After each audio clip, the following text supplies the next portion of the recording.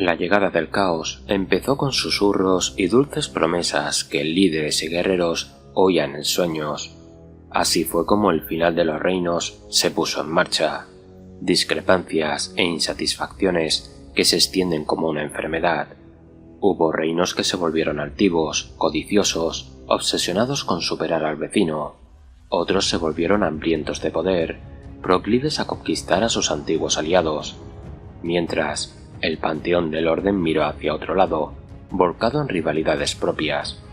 Estas debilidades causaron fisuras en la realidad, fisuras a través de las cuales se filtraron las huestes del caos. Tras la retirada de Sigmar, muchos pueblos libres quedan atrapados en los reinos devastados. Naciones enteras se entregan al caos para sobrevivir, y la primera de las tribus Pacto Oscuro se alza en los reinos mortales. El sendero a la gloria es impredecible, y cualquier intención de estos guerreros de volver a una simbiosis con su entorno o con las tribus vecinas se aparca en favor de acumular poder. Durante siglos, los Pacto Oscuro sobreviven sin piedad. Muy pocos se resisten a la llamada del caos, y la mayoría se somete a nuevos amos o a la violencia más vil. Sigmar se desvanece en la oscuridad, conocido solo como traidor a los suyos, hasta que regresa para iluminar el cielo con 1000 rayos fugaces. La cruzada Heldenhammer, liderada por Bandus Manomartillo y Tostos Filotormenta, emprende la recuperación de Galmarad. Aunque se recupera el martillo, Dorgar devora a Filotormenta, perdida su alma para siempre. En la franja siempre verde de Girán, una coalición de Huestormentas lucha contra las fuerzas de Nurgle y los clanes Skrire en la estepa escabrosa, tanto en tierra como sobre el místico Gran Torque Verde. Las fuerzas del caos planean despertar a la bestia divina y padre de Gargantes, Behemat, para vincularlo a su servicio corrompiendo el torque y poniéndoselo al cuello. Si Behemat cayera en manos de Archaon, causaría heridas irreversibles a los reinos. Los forjados matan a Behemat mientras se incorpora. El Celeste Supremo le hiende el cráneo con Galmarad antes de rematarlo con los grandes rayos de Sigmar. La tormenta celestial de la ira de Sigmar se extiende por el cosmos, lanzando la refriega a la élite de los forjados en la tormenta. Esta vorágine comporta una nueva era de guerra para los fieles del caos, que se enfrentan al mismo dios que había abandonado a los suyos siglos atrás y a las filas de guerreros forjados a partir de las almas selectas que el dios rey decidió salvar. En los albores de la era de Sigmar, gran parte del gran erial de Axii permanece bajo el control de tribus Pacto Oscuro o guerreros de Khorne. Aunque su número disminuye durante las guerras por los portales, muchas tribus pelean aún en torno a las montañas de la cadena adamantina y las tierras corruptas de Poniente, donde incursiona el Orden. A partir de aquí, estas tribus atacan a las gentes de Sigmar, que siguen marchando a Poniente para recuperar las tierras. Una de estas tribus, los Bran, logra imponerse en el tiempo de la bestia. Pasa de ser una banda familiar con Gunnar Bran de líder a convertirse en una facción a tener en cuenta en los Picos Nevados.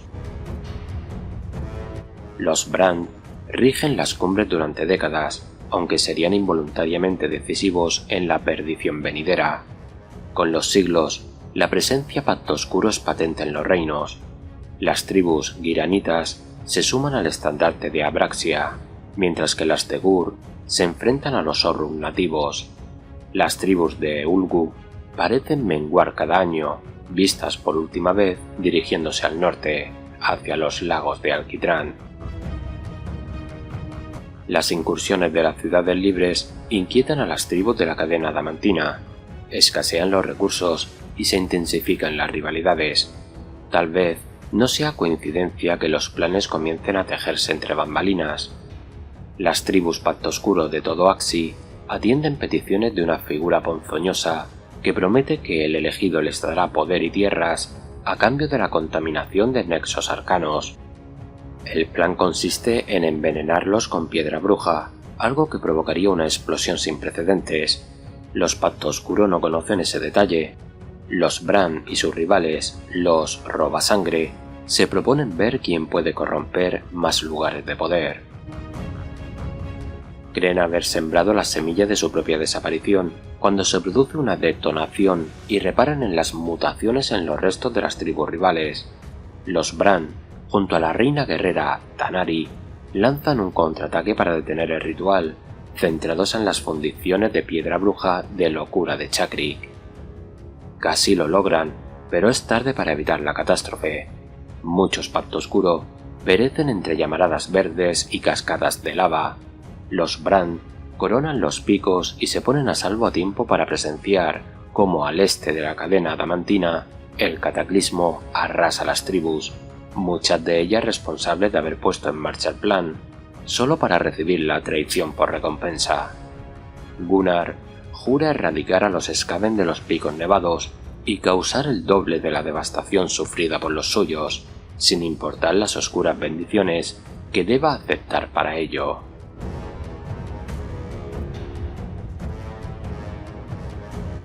Archaon había conquistado mundos antes incluso de la unión de los reinos mortales.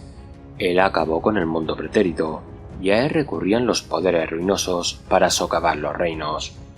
Le pusieron a prueba para asegurarse de que seguía mereciendo su favor, y una vez que hubo matado a sus mayores daemonios, quedó claro que era más poderoso que nunca. Su montura, Dorgar, devoró los cadáveres y sufrió una horrible transformación.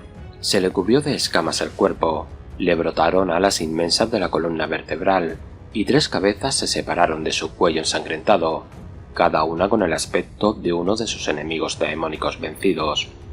Los dioses nombraron a Archaon gran mariscal exaltado del apocalipsis, y éste se lanzó a los reinos para hacer patente lo que era. El elegido empezó por 8 partes, un subreino que conecta cada uno de los reinos mortales a través de 8 grandes portales llamados arcos, conquistando cada uno de ellos para cortar sus vínculos y sumergirlos en la anarquía. Nagas y Sigmar, aliados aún por un acuerdo hecho durante la Era de los Mitos, hicieron planes urgentes para hacer retroceder a Archaon. Sin embargo, Nagas no tenía intención de ayudar a los de Sigmar, cuyas gentes resistieron lo posible. Las huestes de Nagas no llegaron, lo cual comportó la matanza de miles de aziritas y la derrota definitiva de Sigmar en la batalla de los Cielos Ardientes. Los planes clandestinos de Nagas acabarían siendo su perdición, pues las fuerzas del caos demostraron ser demasiado para él. Tras la retirada final de Sigmar, Archaon lideró una marcha decidida sobre el Reino de la Muerte, conquistando las tierras al otro lado de su arco. Finalmente, el elegido venció a las puertas de Nagasizar al gran nigromante, cuyo espíritu huyó a un sepulcro oculto de Stig. Muchos consideran que la Era del Caos nació en las llanuras de fuego de Axi, cuando Sigmar y Archaon lucharon en la batalla de los Cielos Ardientes. Circulan diversas versiones de esta historia, pero la mayoría coinciden en que Sigmar lideró a las 12 tribus de Bélicos para enfrentarse a las huestes daemónicas del elegido. Sigmar dirigió 7 cargas contra las hordas, y en la 8ª lanzó a Galmarad contra su némesis, esperando una muerte rápida y decisiva. Mas el cuerpo de Archaon era una mera ilusión, y Galmarad se perdió a través de una fisura de la existencia. Extraviado el martillo y parte de su poder, Sigmar se retiró. Los restos de su alianza se evacuaron por las puertas de Azir, mientras el reino se sumía en la locura. En ausencia de Sigmar, Archaon se volvió casi imparable. Conquistó todas partes, rebautizándola 8 partes y erigiendo Torre Varán en el centro. En los albores de la era de Sigmar, Archaon se topó con el instrumento de la venganza de Sigmar, los Forjados en la Tormenta. Reunió todo el poder de las espadas del caos y cayó sobre Chamon para interceptar al Lord Celeste Bandus Manomartillo y su cámara en el Monte Cronus. En un principio, los de Manomartillo habían acudido allí para evitar que un antiguo daemonio vidente escapase de su prisión, pero en su lugar chocaron con las espadas del caos. Bandus cayó alcanzado por Matarreyes, el arma de Archaon, iniciando décadas de degradación de su alma, y Archaon se adueñó del poder del vidente Daemonio. Con un nuevo enemigo a su cargo y la necesidad inquebrantable de aplastar a estos guerreros dorados, cabalgó de nuevo el elegido a la batalla. Aniquiló a una fuerza combinada de vengadores celestiales y matafuegos en el portal mercurial, donde permaneció al acecho para luego flanquearlos. Archaon ordenó a Abdorgar devorar a su Lord Celeste, Tostos Filotormenta, atrapada su alma en la bestia para siempre. Según la leyenda, Archaon había supuesto la perdición de mundos enteros, y si se quedaba con 8 partes, muchos creían que pronto causaría la de los reinos mortales. Los Mortarcas, Catacros y Olinder recuperaron la puerta final que unía a Siis con 8 partes, mientras arreciaban las guerras del alma. Archaon, ausente en su defensa, estaba ocupado liberando a Slanesh de su prisión. Se construyó Ars Terminus, primera fortaleza erigida en aquellas tierras desde su caída en manos del caos, y Archaon tuvo que volver para frenar la invasión tras romper un mero eslabón de la cadena del Príncipe Oscuro. Sin embargo, el elegido abatió a Catacros con Matarreyes, haciéndole pagar al Mortarca un precio irreversible por su arrogancia.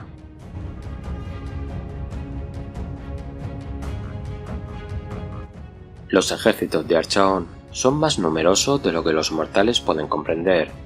Hordas de bárbaros cubiertos de cicatrices, legiones de corpulentos asesinos acorazados, bestias sanguinarias con garras y tentáculos, horrores multicolores, daemonios ensangrentados, belicosos gargantes mutantes y caballeros infernales se cuentan entre los siervos de Archaon, pero ninguno de ellos es comparable con la temida Guardia de Varan. Antaño fueron grandes líderes, astutos y violentos como para granjearse un puesto junto a Archaon. Es su guardia de honor, además de su fuerza ejecutora en los reinos. Cuando uno de ellos hace una gesta de sangre digna de los poderes ruinosos, la señal denominada llamada del elegido se le aparece ante ellos.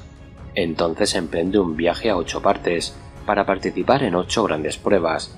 Quienes la superan pasan a engrosar uno de los 8 círculos en los que se divide la Guardia de Varan. Aunque tienen la autoridad para conquistar en nombre de Archaon, su lealtad está teñida de debilidad humana. Es un secreto mal guardado que algunos círculos no son tan leales como Archaon querría creer. Conozcamos ahora las características de los círculos de la Guardia de Varan de los escritos de Lord Fastus Corzarin.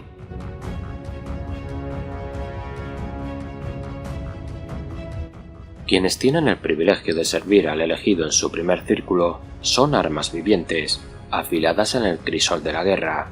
La mera mención de las espadas del caos basta para infundir pavor. En una carga atronadora, descienden desde oscuras fisuras en el cielo de un tamaño tan prodigioso que deben usar el reino del caos como pasadizo. De hecho, solo aquellos que cuentan con el favor de Archaon aspiran a atravesarlo indemnes. Su gran mariscal, Abraxia, debería cuidarse las espaldas, pues estoy seguro de que no soy el único que desea reclamar el manto de lanza del elegido.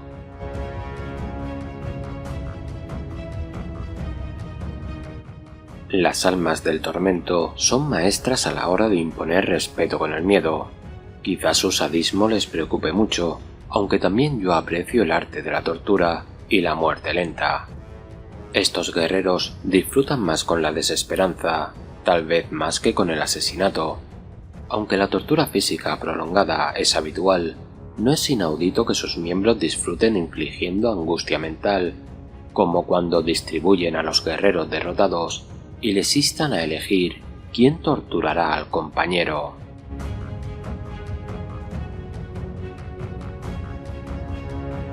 Los vástagos de la oscuridad están envueltos en el secreto, que los envuelve como si de un ser vivo se tratara. no he podido discernir si se trata de una peculiaridad del reino del caos sobre ellos o de algo más insondable. El tercer círculo ha sido objeto de mucho escrutinio últimamente, ya que otros círculos asocian la magia de las sombras con Be'lakor, el príncipe traidor. El rival de Archaon es una criatura vil, pendiente solo de sus propias cuitas, pero condenar al ostracismo a los leales campeones del elegido solo por atacar desde las sombras es una insensatez. Esperemos que su trato desfavorable no los lleve derechos a las garras de Be'lakor.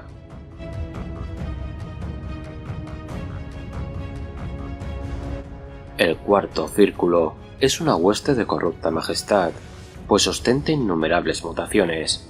Me fascina cómo pueden tener tantos dones sin devenir engendros. Mandíbulas chorreantes, extremidades multiplicadas y tentáculos retorcidos son solo algunas de las que he presenciado entre los saqueadores. Dicen que estar en su presencia invita a la mutación, algo no muy distinto de la varanita.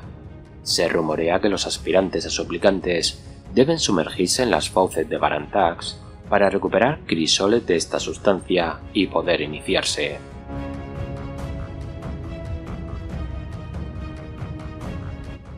Una sola muerte puede cambiar el curso del destino. Tal es el credo del quinto círculo, principales asesinos de Archaon.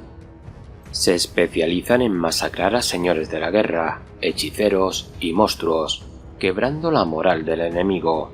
Hasta Bastián Cártalos, comandante de Sigmar el Falso, ha sido devuelto a los cielos por el quinto círculo. Fueron ellos quienes mataron a los señores espectro de los príncipes Amatista y saquearon sus ruinas, afianzando a sus estandartes trofeos tan antiguos como la era de los mitos.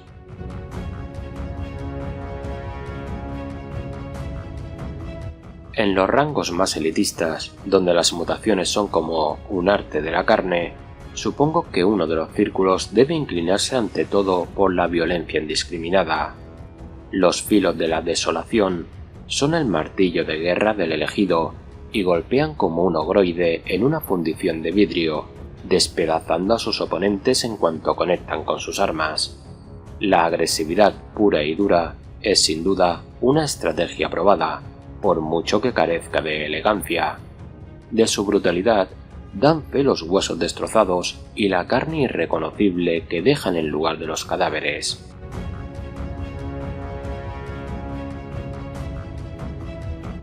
Cuando veo necrófagos o cornitas mordisqueando restos de enemigos, me repugna la pérdida de autocontrol, pero los hijos verdugos han convertido el canibalismo en un espectáculo. Mientras les gotea de los labios la sangre de las víctimas, la energía del caos les imbuye la fuerza de lo que han devorado. Aunque el peso de sus oraciones puede inclinarse en gran medida a favor del dios de la sangre, contemplar su armadura manchada de rojo hace que sientas un gran regocijo.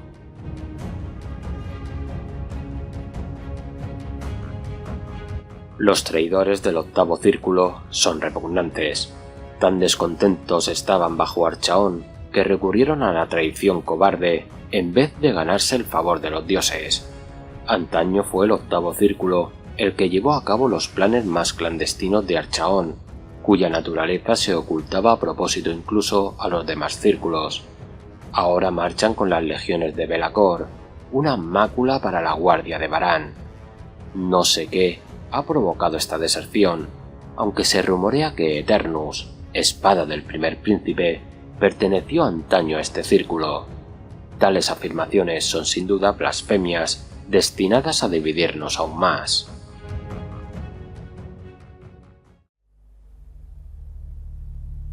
Una vez dominadas las artes oscuras, recibiré la llamada de Archaon y se me aceptará en la guardia de Varan. Estos servidores del elegido son castellanos de Torre Varan.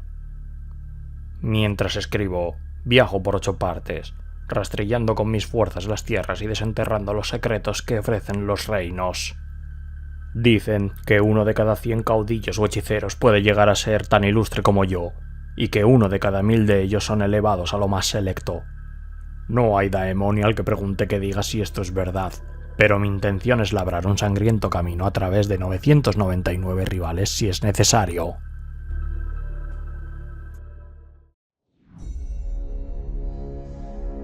La ascensión al poder de Be'lakor es un relato antiguo, cuyos detalles se han perdido en el tiempo, pero todo apunta a que Be'lakor fue el primer señor de la guerra mortal en ascender a la daemonicidad tras llamar la atención de los poderes ruinosos en el mundo pretérito. Ese favor no duraría, ya fuese por aburrimiento, por un tropiezo de su campeón elegido o por un desaire imperceptible. Be'lakor se vio suplantado por una serie de campeones mortales. Lo más humillante fue que a cada uno de ellos se le concedió el título de elegido, y a Be'lakor se le obligó a ceñirles una corona, la de dominación, que nunca se ciñó él mismo. Archaon había sido el rival más odiado de Be'lakor desde antes de nacer los reinos. En 1 millar de territorios, la maldad de los mortales sacudía los cimientos del orden, mientras Be'lakor recuperó la corporeidad, escondido en lo más profundo de Ulgu. Ardía en él el afán de venganza, y desde las sombras urdiría la caída de Archaon. A medida que transcurría la era del caos, Archaon luchó para solidificar su dominio de 8 partes, y Be'lakor urdió su maraña de mentiras y ofuscaciones, refinó su magia y situó a sus agentes y espías a lo largo y ancho de los reinos. Durante aquellos siglos, daemonios menores farfullaron acerca de visitar la fortaleza donde regía supremo el primer príncipe. Decían que estaba cubierta de oscuridad y silencio, y que su ubicación era cambiante, que había atravesado el reino del caos. Otros creían que su nueva fortaleza estaba dispersa en las sendas umbrías, una telaraña de sombra que unía Ulgu con la negrura de muchos otros reinos. Archaon no era ajeno a las intrigas de su rival. Be'lakor se aseguró de incordiarle, pero hacia el albor de la era de Sigmar tuvo necesidad del poderío del primer príncipe. Los salió un beneficioso acuerdo mutuo en contra de los mortarcas cuando las fuerzas de Nagash iniciaron su invasión de 8 partes. Be'lakor se enfrentó a Lady Olinder y mató a la reina Espectro, cuyo espíritu huyó de vuelta a su cripta en lo más profundo de Dolorum. Mientras mantenía una incómoda tregua con Archaon, Be'lakor empezó a mover pieza para granjearse de nuevo los favores de los poderes ruinosos. Sabía que Olinder se cobraría venganza si se le permitía recuperarse, y con las legiones de daemonios a su servicio, encabezó un ataque preventivo a su tumba. Por primera vez en siglos, Olinder comprendió que suponía la derrota. Be'lakor se abrió paso a través de su corte espectral y amenazó sus restos mortales, fuente de su inmortalidad, ofreciéndole un pacto. Be'lakor había estado planeando su gran movimiento desde los albores de la era de Sigmar, culminación de sus intrigas y de los muchos secretos desentrañados en los reinos. Si Olinder se aliaba con él, librarían juntos una batalla contra el dios rey, donde sus guerreros inmortales recordarían el terror de una posible muerte. Olinder se sintió intrigada. Con cautela, a la hora de depositar su confianza en las manos del Señor Oscuro, se forjó una frágil tregua bajo amenazas. La reina de los pesares conjuró un reloj de arena y declaró que Be'lakor tenía hasta que cayese la arena para que su plan diese frutos, promesa a la que Be'lakor accedió de buen grado. Be'lakor haría lo indecible para recuperar el favor de los dioses oscuros, y tal vez los cielos malditos sean su golpe maestro. Sus intrigas llevaron a los serafones a atacar una torre plateada, causando un catastrófico incendio de fuego brujo. La reacción en cadena de las explosiones arcanas se propagó por los portales de reino unidos a la torre y transformó en un infierno los seriales oxidados. Estas llagas vertieron energía del caos y cubrieron el firmamento. Nacieron así los cielos malditos, y con ellos, los forjados en la tormenta fueron incapaces de regresar a Azyr, atrapados sus espíritus incorpóreos en las nubes. Entonces, las huestes del Príncipe Oscuro se dieron a conocer, corrompiendo todo aquel portal del reino que conquistaron. Los cielos malditos se extendieron a una velocidad espantosa, manto de amenaza siniestra para las gentes de Sigmar y las tormentas del dios rey. Antes de que todo hubiese acabado, la hermandad sigmarita fue aniquilada por fuerzas de Be'lakor y Olynder, engullidas las almas de las tormentas por los cielos malditos o presas por Noctánimas. Be'lakor siguió hasta destruir buena parte de la ciudad de Vindicarum antes de que el Lord Celeste, Gardus, alma de acero, y el dios Duardin, Grumni, lo rechazasen. Con la llegada del tiempo de la bestia, Be'lakor hizo patente su superioridad. Algunos encontraron la fe en Archaon y su posición de elegido, vacilante en buena parte, porque los susurros del señor oscuro Be'lakor habían convencido notablemente a Atarus del octavo círculo de la Guardia de Varan, quien seguidamente juró lealtad al primer príncipe.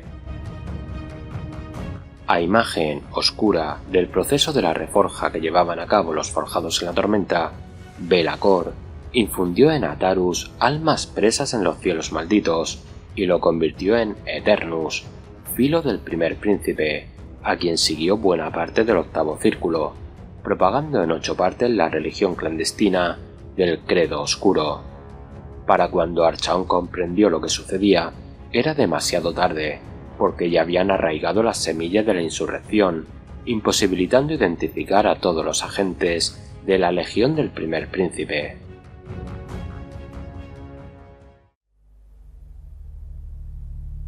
Jamás han visto mis ojos los pozos puros, esas arenas tenebrosas que hay bajo Mordikar, donde Be'lakor adiestra a sus agentes. Sus métodos se mantienen en el más absoluto secreto. Dicen que en estos pozos se inicia los mariscales Centaurión, y no puedo sino teorizar sobre cómo se les perfecciona hasta convertirlos en los heraldos del terror que son en el campo de batalla. Con el dominio de Be'lakor de la magia de las sombras, no sorprendería que los pozos puros se sitúen en las sendas umbrías, misteriosas rutas de pura oscuridad que dicen conectan los reinos. En este caso, es posible que los mariscales Centaurión y los de su calaña se entrenen en la más absoluta oscuridad, aprendiendo a moverse en combate gracias a olores, sonidos y vibraciones. Esto explicaría la fluidez de su estrategia y estilo de lucha, que pueden cambiar al instante. Tal vez sería prudente por parte del elegido localizar y erradicar a los mariscales lo antes posible.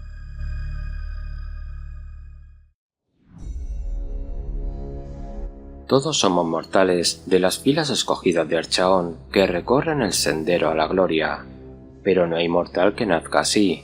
Lo escoges. Solo así encontrarás el poder, la grandeza y por último la ascensión. A la mayoría de quienes fueron abandonados ante las puertas doradas de Sigmar, solo los motiva la supervivencia, pero con el tiempo cuesta resistirse a la promesa rutilante de dones poderosos y de mudar la piel mortal por algo diferente, mejor. La era del caos comenzó cuando Sigmar el pretendiente perdió en batalla ante nuestro gran rey y se retiró a Azyr. ¿Qué clase de dios abandona a sus seguidores? No puedo culpar al primero de los Pacto Oscuro por plantearse nuevas promesas. Muerte o lealtad es una elección fácil, protección y gran poder para sus tribus y familias. El mortal promedio no entiende qué es el honor, pero sí es práctico y tiene ganas de vivir, por mucho que su dios lo haya abandonado. La relación de los Pacto Oscuro con los dioses del caos siempre comienza siendo transaccional, pero al final todos comprenden la grandeza de los dioses oscuros. Sí, se alzan señores de la guerra y acaban naciendo nuevos campeones del caos, pero cada vez menos. Sirven a Archaon y a los dioses, y a cambio obtienen poder, protección y favor. La elección es más fácil, conscientes como son de que Sigmar jamás se preocupó por sus vidas.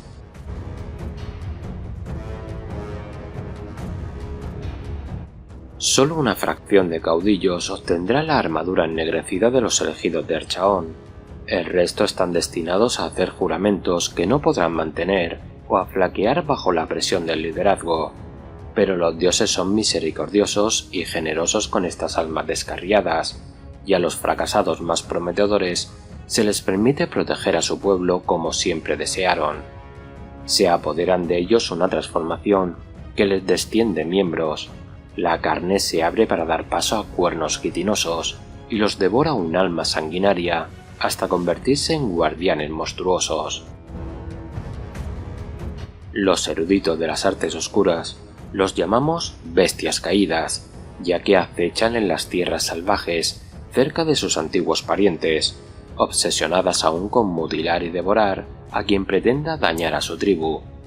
Pero los insensatos Pacto Oscuro se burlan de la majestuosidad ilimitada de los dioses, y muchos caudillos se guardan el destino de sus predecesores como un secreto tabú. Una bestia caída no es un mero animal asesino, sino un ser mágico. Los dioses les conceden hechicería oscura que emplean en batalla, cubriéndolas de un aura que drena la vida. A cambio, estas bestias caídas deben recibir sacrificios. Son habituales las piedras del juramento y los trofeos sangrientos, pero los sacrificios son más dulces cuando hay dolor de por medio, y si hay que sacrificar o ofrecer ritualmente a un miembro de la familia, que así sea.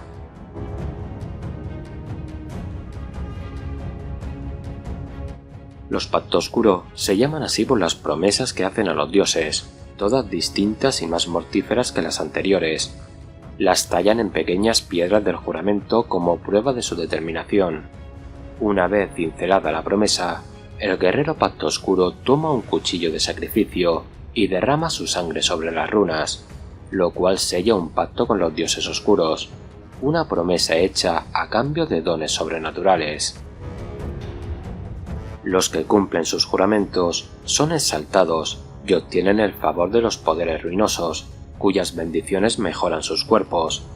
Quienes fracasan disgustan a sus amos y se transforman a menudo en engendro. En principio, se trata de una transacción sencilla, hasta que los que juran se dan cuenta de que los dioses exigen tributos cada vez mayores. Muchos caudillos Pacto Oscuro y guerreros destacados se adornan orgullosos con piedras del juramento, pues haber sobrevivido y cumplido tantos juramentos supone haber masacrado campeones, tribus enemigas o incluso ejércitos enteros. La prueba de tales logros suele bastar para acobardar a los rivales hasta la sumisión o para ganarse inmediatamente su respeto.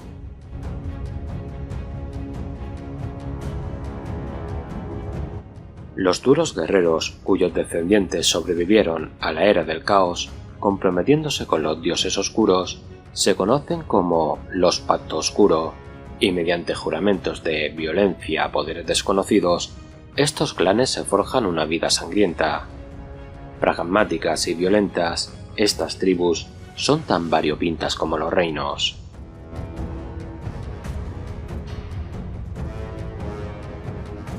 Son legendarias las conquistas de Gunnar Brand y su tribu Pacto Oscuro, el clan Brand.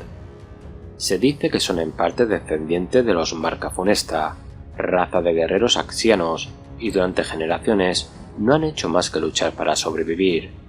Al igual que muchos clanes, se han visto obligados a defenderse de rivales, a buscarse la vida en el Erial de Axi, donde escasean los recursos, y a repeler el avance de los de Sigmar.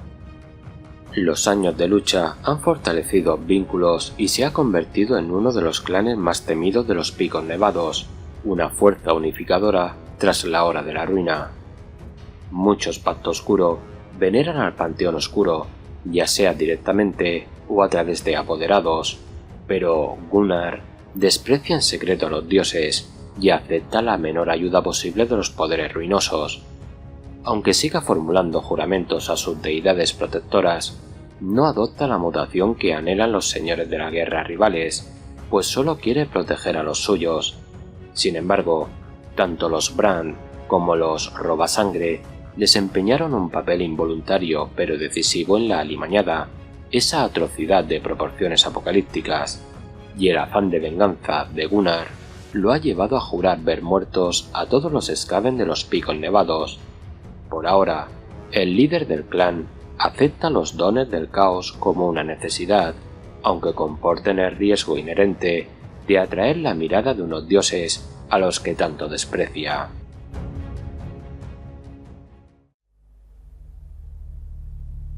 «Quedaos aquí y preparaos para la emboscada», había dicho Gunnar. Con tantas ratas en marcha, a Sindri la alegraba que alardeara sin pudor de su mando.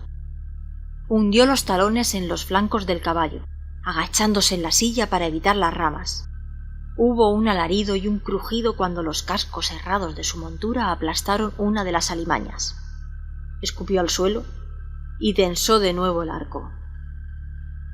La cuenca en la que combatía Gunnar era accesible desde una cuesta corta.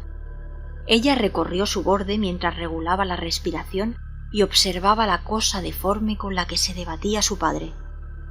Dos cabezas asomaban desde hombros trapezoidales, ambas de naturaleza roedora, pero adheridas a una bestia mucho más grande que las que habían enfrentado hasta ahora. Unas venas reventadas goteaban fluido verde por sus músculos. En el lado derecho tenía 2 brazos y en el izquierdo 1, marcados por puntadas toscas. Una garra enorme se lanzó a por la cabeza de su padre y aunque éste se agachó, en su piel florecieron ronchas rojas. Sindri volvió a cabalgar en círculos. Se levantó en la silla con fluidez felina y tensó la cuerda contra su mejilla. Mientras respiraba contra el pelo de caballo, esperó al tiro perfecto. Soltó la flecha. Hubo un chapoteo húmedo al penetrar por uno de los ojos de la abominación y salir por el otro. Cuando Gunnar la miró, completamente sin palabras, ella se rió y soltó un grito de júbilo.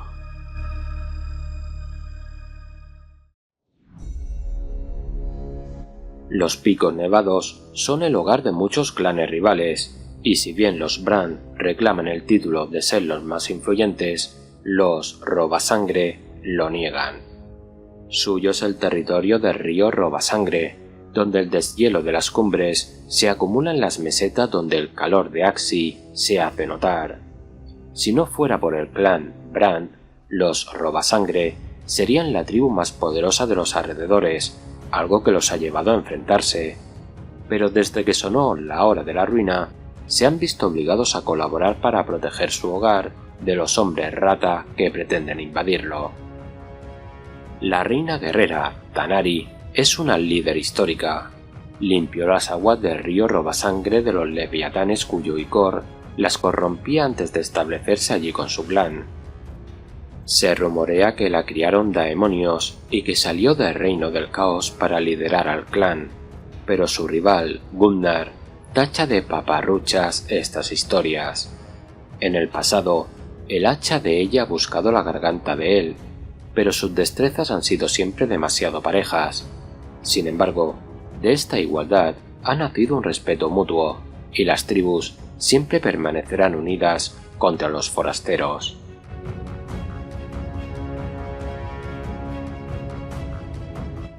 Antaño, el nombre de Reyes Carroñeros fue un insulto para su pueblo. Los rivales se burlaban de ellos, afirmando que la tribu esperó a que los soldados de Sigmar despejaran el territorio arrasando a los sangrejurados.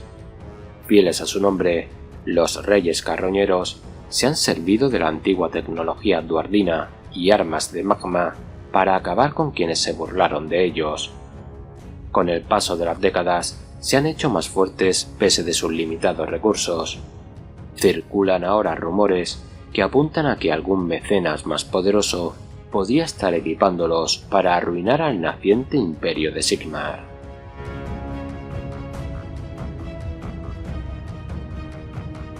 Los Balrog de Kofa son saqueadores piratas que habitan en la costa golbariana y compiten entre sí en hazañas de fuerza que implican superar a los monstruos marinos con los que comparten su entorno. Adoran a Khorne, a quien tienen por un kraken que bebe sangre a quien llaman Kozagrug. Los Balrog hace que siguen una antigua tradición guerrera que su liderazgo cambie constantemente, y los guerreros que desean el puesto desafían a su jefe a un duelo en una balsa hostigada por voraces bestias marinas. Otras embarcaciones rodean la balsa y sus tripulaciones apuestan por el ganador. Durante mucho tiempo, los Balrog vieron frustradas sus ambiciones saqueadoras, incapaces de ganar terreno en territorio de Golvaria debido al reinado del señor daemonio Zaronax, su rival más odiado. Pero el reino golvariano de Zaronax cayó ante una invasión de jinetes colmibramantes Grots que pretendían reclamar un portal del reino de su territorio. Esto ha permitido a los Balrog extenderse y reclamar territorio por la costa, aunque tal vez solo hayan heredado al enemigo de su enemigo.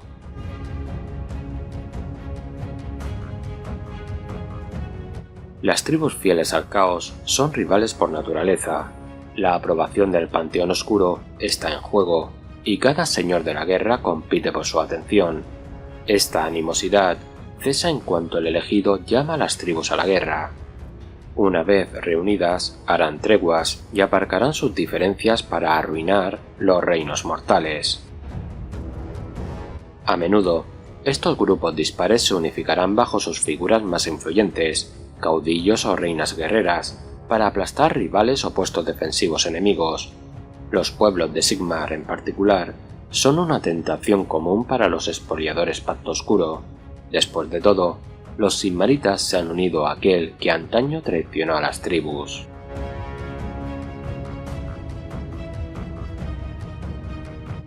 El elegido, el rey de tres ojos, el fin de todas las cosas.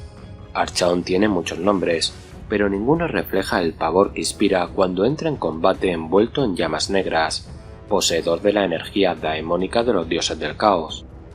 Archaon sigue siendo mortal, y sin embargo, es el responsable del fin de mundos enteros, de la masacre de 1000 reinos y de ganarse el favor de los poderes ruinosos. Cuando oscurece el cielo a lomos de su corcel daemónico de 3 cabezas, los reinos lamentan de corrupción, y huestes enteras se quiebran ante la amenaza del siguiente apocalipsis. Es irónico que dominar a Archaon sea tan codiciado por los dioses. El elegido no oculta su odio hacia lo divino, no solo por el fracturado panteón de Sigmar, sino también por sus propios dueños. Las leyendas de su ascenso al poder ya eran fragmentarias en la era de los mitos, mas los dioses oscuros saben que una crisis de fe desencadenó su ascenso. Antaño adoró a Sigmar, pero tras conocer una terrible verdad sobre su dios patrón, juró destruirlo junto a todos los demás dioses existentes. A día de hoy, cada fibra del elegido está impregnada de este oscuro odio. Durante siglos ha sido el motor de Archaon, y sin duda lo será durante muchos más, hasta que todas las deidades caigan en sus garras.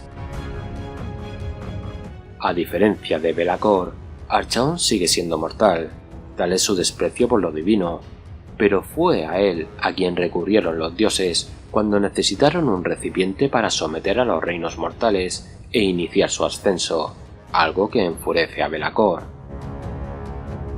Archaon posee muchas reliquias de las pruebas de sus patronos.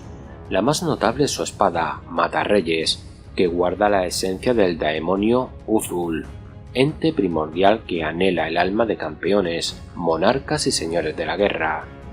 Un golpe de Matarreyes puede aniquilar a un oponente en cuerpo y alma. Solo aquellos con un poder inmenso aspiran a sobrevivir, y quienes lo logran acaban malditos. Esta marca indeleble se ha instalado en lo más profundo del alma de Catacross, mortarca de la necrópolis, lo que obliga a sus mortesanos a fabricar nuevos cuerpos para él.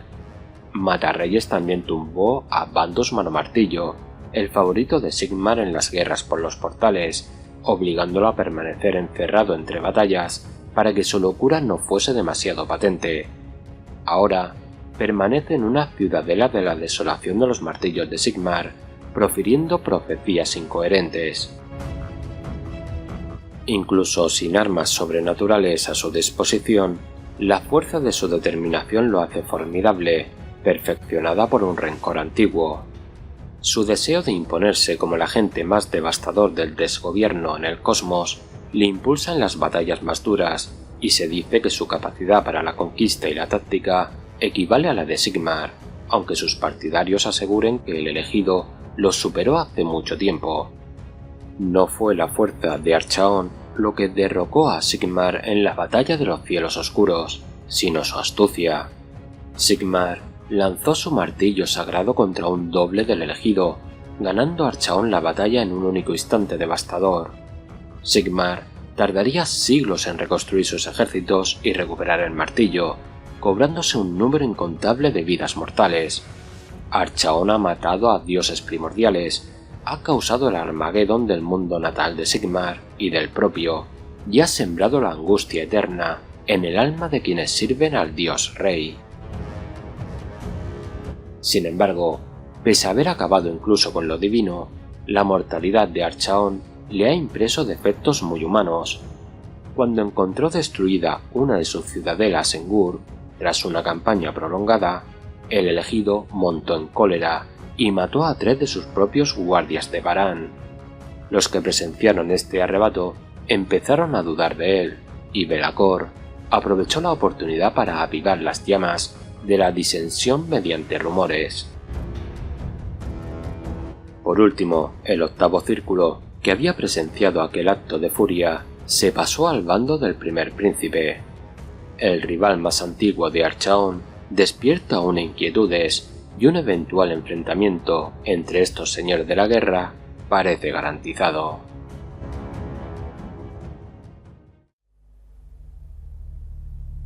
La espada de Archaon mata reyes, daría para varios tratados, pero no es el único tesoro que posee. En su ascenso al poder en un mundo ya desaparecido, obtuvo espantosos artefactos de cada enemigo al que derrotó.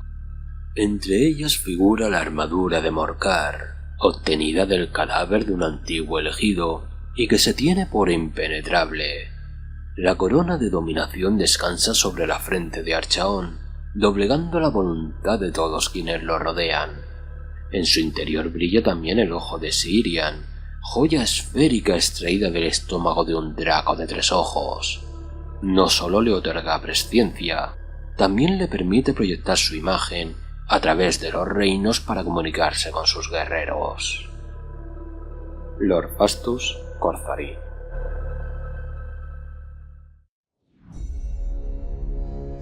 Ver a Abraxia, lanza del elegido, basta para que los soldados huyan despavoridos. Marcha a la cabeza de las espadas del caos, los guerreros más destacados de la guardia de Varan. Su lanza, Gorbolga, brilla con varanita fundida, y un simple roce de su hoja basta para retorcer y unir de nuevo a los enemigos de Abraxia hasta convertirlos en humeantes trozos de carne desfigurada, o castigar la cobardía de los aliados vacilantes, convirtiéndolos en engendros. Abraxia es un ejemplo que sus guerreros se esfuerzan por emular, pues ha recorrido el sendero a la gloria casi hasta el final. Criada en los pozos de los déspotas de la Torre, gladiadores de Torre Varan, aprendió a blandir la lanza antes de pronunciar sus primeras palabras, y alcanzó la fama al matar a su propia madre y convertirse en la campeona invicta de su pueblo. Desde entonces, Abraxia se convirtió en guerrera del caos y portó el estandarte de su legión, impresionando a su mentora y rival, Lutaxi Loga, cuando atravesó con la punta de su estandarte a un señor de la guerra traidor. Con tales elogios a sus espaldas, Abraxia no tardó en ascender. Con el paso de los siglos, se convirtió en una de las guerreras más destacadas de Archaon. Su triunfo ante 4 príncipes daemonios le valió un puesto en la guardia de Varan. Luego domó a su montura, Thanator, en las profundidades de las minas de fauces de Varantax. Muchos consideran a Abraxia una domadora de bestias divinas, ya que se conocía en las leyendas al monstruo como vástago del epónimo Varantax. De hecho, arde en la sangre de Thanator la mutagénica piedra de reino, y su mordedura abrasa a los enemigos, mientras se atiborra de su carne. Abraxia se hizo con el control de las espadas del caos tras la batalla de Monte Cronus, en la que las espadas masacraron a los forjados enemigos. Archaon reconoció su liderazgo y le regaló Gorbolga, la maldita, arma por la que ahora se la conoce y que es tan perjudicial para ella como para sus enemigos. Un desliz en su férreo autocontrol bastaría para convertirse en engendro. Sin embargo, es muestra del favor del elegido y los miembros de las espadas la obedecen sin rechistar, esperando en silencio el día en que cometa su último error. Ambiciosa, está decidida a dominar su arma maldita antes de que llegue ese día, y si lo logra, ni Archaon se quedará al margen de sus aspiraciones.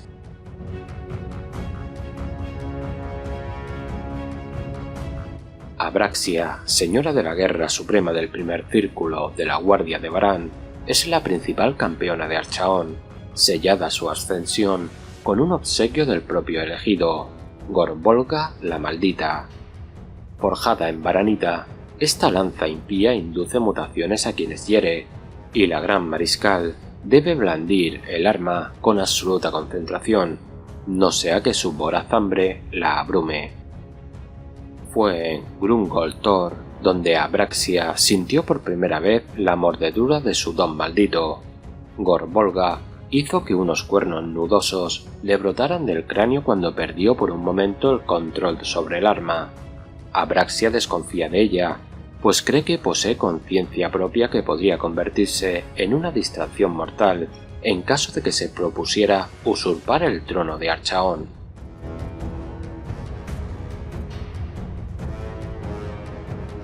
Belacor, primero de los príncipes daemonios, es un ser de oscuridad ilimitada. Los 4 hermanos en la oscuridad forjaron hace eones su cuerpo titánico, y cada uno de ellos vertió en él parte de su poder. Durante siglos sirvió de instrumento perfecto de la destrucción y presagio de la corrupción, atrayendo a innumerables suplicantes al culto del caos y causando la ruina de incontables imperios. Entonces llegó el elegido y se apartó a Belacor. Dirige ahora su ira a los mortales, a quienes se ve obligado a coronar como campeones de los dioses. Archaon ha demostrado ser su rival más formidable, pues el primer príncipe le envidiaba mucho antes de que el mundo pretérito fuera destruido, proyectado su núcleo a toda velocidad por el firmamento. Luchará junto a Archaon para mantener la ilusión de su alianza, pero sus maquinaciones pondrán un día fin a todas las cosas. Belacor es un ser hecho de intrigas y secretos. Como daemonio fue capaz de acechar en el reino del caos hasta que las costuras de la realidad se debilitaron lo bastante como para adoptar forma de nuevo. Se sentía atraído por Ulgu, donde podía explotar su dominio de la magia ofuscadora, los senderos ocultos y las medias verdades arcanas. Quienes se adentraban en su recién reclamado territorio eran eliminados antes de que se supiese su llegada. Tras siglos conspirando para usurpar a Archaon, el poder hechicero de Belacor es inmenso. Un gesto garrudo puede arrastrar a sus enemigos a los oscuros fosos entre reinos o trasladar a sus huestes a través de las sendas umbrías que unen las tierras mediante insondables semiplanos. En batalla puede incinerar a los enemigos con llamas negras y redirigir el rayo de Sigmar para volverlo contra los guerreros dorados que lo esgrimen. La magia de Belacor es peligrosa, también fuera del campo de batalla. Sus susurros perforan el aéter y alcanzan los oídos que desee, lo que le permite negociar, tentar y engañar a los fieles de Archaon para que abandonen a su señor en su favor. El dominio arcano de Belacor se ve igual de recompensado por su poder marcial, ya que sus alas curtidas lo llevan al frente, donde despedaza a enemigos menores en unos segundos. Para las presas dignas, Belacor empuña la espada de las sombras, arma colosal, acorde con su estatura y forjada por antiguos daemonios. Arde constantemente con su magia umbral, abrasando en un instante a cualquier enemigo que muerda su filo. Sus soldados preferidos son daemonios, ya que es capaz de dominarlos con su fuerza de voluntad. Legiones de ellos irrumpen en la realidad y se reúnen bajo sus estandartes con la promesa de derramar sangre. Sin embargo, la última táctica de Be'lakor, la creación de los cielos malditos, hizo que los legionarios del caos acudieran en masa a Ulgu en busca de un acuerdo con el Señor Oscuro, engrosando sus filas.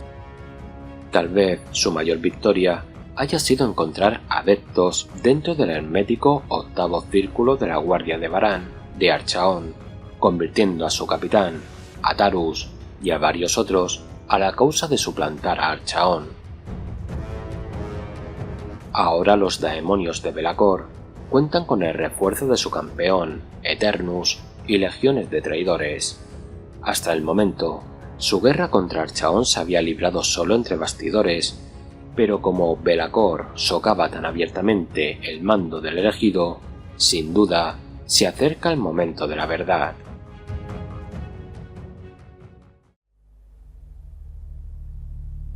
Hacía tiempo que Daltus no sentía furia.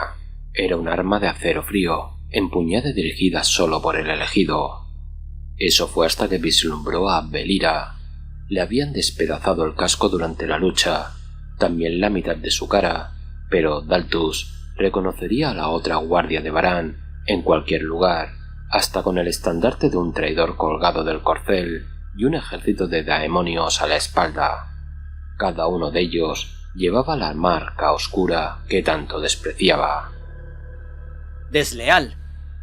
Daltus apenas reconoció su propia voz, tan cargada de amargura. ¡Traidora! Belira le sonrió, mostrando los dientes ensangrentados mientras alzaba el hacha en desafío. Fue lo único que necesitó para arrear a su montura. Los daemonios de Be'lakor rodeaban a Belira como un escudo. Las criaturas de plumas azules se mofaban como si el enfrentamiento no fuera más que un juego. La espada les perforó el cuello, pero no antes de que el fuego brujo envolviera su armadura. Debajo, su piel se fundió en grandes trozos. Nada de esto le importó cuando cruzó aceros con su antigua aliada. Te convertirás en los huesos que pisa el primer príncipe. Rió Belira. Era un sonido frío y sin alegría. Giró el hacha abruptamente y Daltus estuvo a punto de perder el control, lo que permitió que le cortara el frente de la coraza. Su filo de forja daemónica mordió con ganas. Mientras la sangre le chorreaba de la herida, trazó un arco con su arma y atravesó el cuello de Belira. Solo si tú pavimentas el camino conmigo. Gruñó, y la cabeza de la traidora cayó con él al suelo.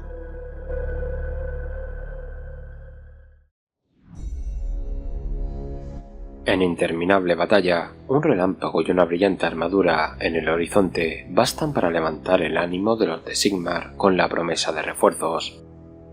Esperanzas que se desvanecen cuando el filo del primer príncipe se materializa de la vorágine. Atravesando a los mortales con su aguja de muerte entre destellos negros, Eternus es casi imparable bajo la mirada de Be'lakor. El campeón elegido por el Señor Oscuro se reforma con dolor entre los cielos malditos, sin importar cuántas veces caiga. Esta reforja oscura de Eternus fue un obsequio maldito del propio Be'lakor, recompensada por desertar del octavo círculo de Archaon, y marca que convierte a Eternus en su eterno siervo. Antes llamado Atarus, su fe en el elegido se quebró para siempre al verle masacrar a 3 de sus compañeros de la Guardia de Varan. Percibiendo esto como un momento de debilidad en el elegido, recurrió a Be'lakor. El primer príncipe daemónico constituía una tentadora alternativa a un simple mortal que descuidaba su propio trono y que pecaba en ocasiones de tener una naturaleza demasiado humana.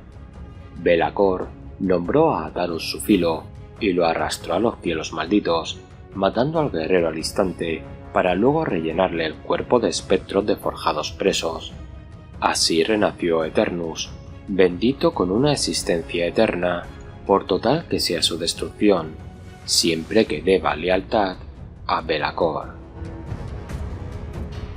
La existencia de Eternus no solo es una burla a la inmortalidad de los forjados en la tormenta, sino también al principal lugarteniente de Archaon. Su título es como el reverso oscuro de la lanza del elegido, y todo un desafío a Archaon. Abraxia, campeona de Archaon, sospecha de la traición del octavo círculo y vigila de cerca los movimientos de Eternus. Sin embargo, sabe que la podredumbre es profunda en el octavo círculo y poco puede hacer mientras lucha por su amo en Ghyran. Mientras, Eternus recluta encubiertamente, con lengua de plata, a más miembros de la Guardia de Varan y a las Legiones del Caos para la causa de Be'lakor. No solo lidera su traicionero círculo en la batalla, sino que sus manos también guían los hilos de la red de subterfugios de Be'lakor. Con el poder robado al cielo a su disposición, pocos, salvo la propia Abraxia, serían capaces de detener ahora a Eternus.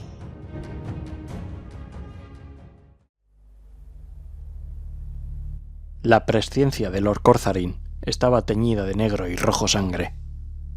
Vio, flotando fuera de su cuerpo, cómo las espadas de sus guerreros se encontraban con acero de nadirita y hueso. Caballería no muerta giraba a su alrededor para embestir contra sus flancos.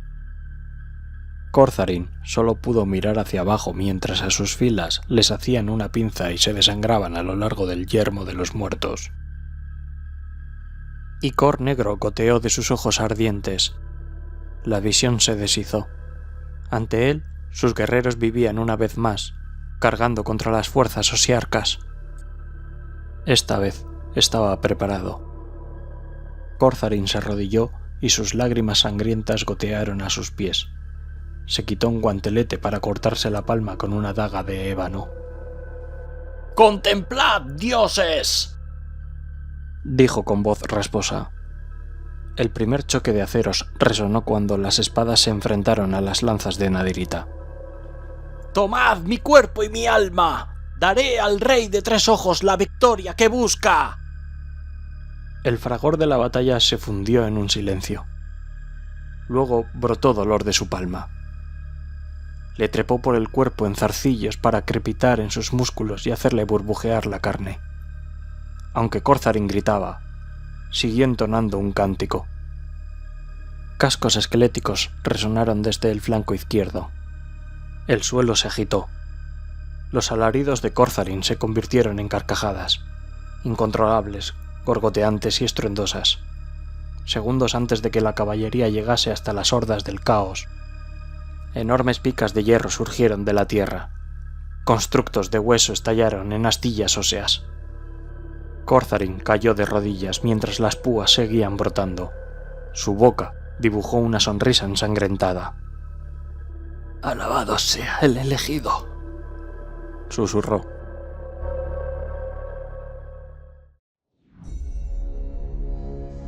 Gunnar Brand ha atraído el ojo de los dioses. Salvaje, táctico astuto y jinete magistral, su dominio de los Brand se debe haber cumplido incontables juramentos a los poderes ruinosos y a la rapidez de pensamiento y acción para garantizar que su pueblo sobreviva en las duras tierras salvajes. Sus triunfos ante todo riesgo han convencido a muchos de su favor divino, y Gunnar no desafía sus creencias, siempre que eso favorezca a sus huestes tribales. Muchos Pacto Oscuro desconfían de los dioses a los que sirven, pero el desprecio de Gunnar es más hondo, pues alberga la convicción de que los mortales deben vivir y morir libres de intromisiones divinas. Su recelo quedó validado cuando la Alimañada arrasó las tierras que rodean los picos nevados. Su último juramento es su actual promesa: destruir a los Skaven responsables de engañar a su tribu. Es una promesa por la que se detesta a sí mismo, pues Gunnar sabe demasiado bien que aún se ve obligado a recurrir al poder de los dioses que desprecia para sobrevivir.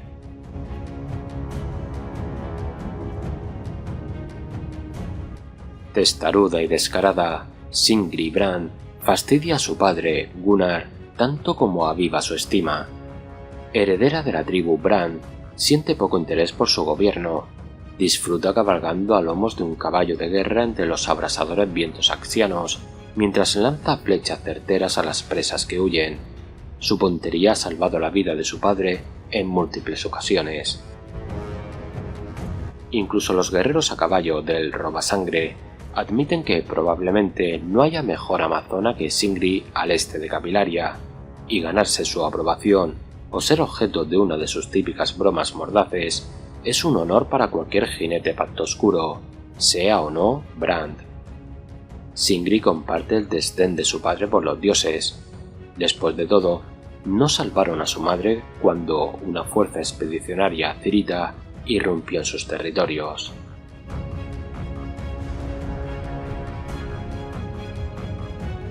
Reina guerrera Tanari de la tribu Robasangre, sería la señora de la guerra más temida de los Picos Nevados, de no ser por Gunnar Brand. Se hizo con el título gracias a sus hazañas, y desde que pudo sostener una lanza, se la consideró un prodigio.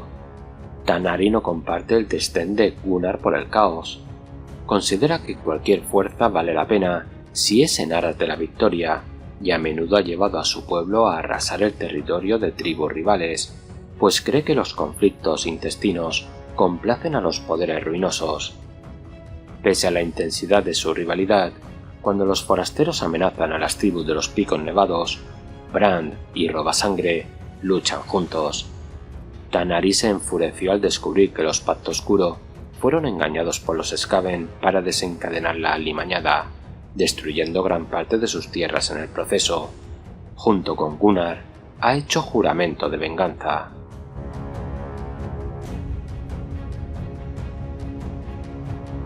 Dendrel es el confidente y mano derecha de Gunnar.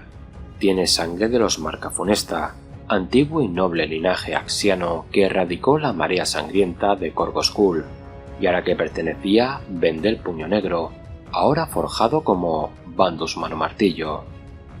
Dendrel ha aceptado que los Pacto Oscuro deben buscar el poder de los dioses para sobrevivir, aunque no le guste.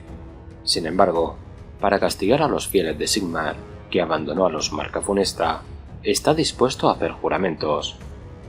Dendrel no solo es una presencia imponente, sino también un herrero de talento, y cuando los clanes deben derribar una fortaleza, Gunnar recurre a su pericia.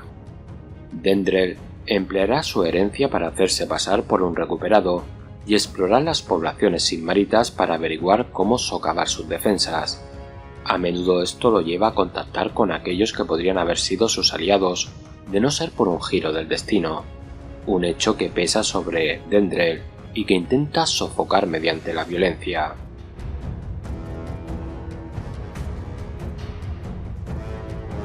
Aunque Gunnar desconfíe de los dioses, él y su pueblo se ven obligados a vivir bajo su mirada. El caudillo, por tanto, reconoce la necesidad de tener alguna forma de interpretar sus deseos, y Nadja la Quebrada sirve de intermediaria entre mortales e impíos. Basta con contemplarla para darse cuenta cómo una vida dedicada a suplicar a los poderes oscuros pasa factura.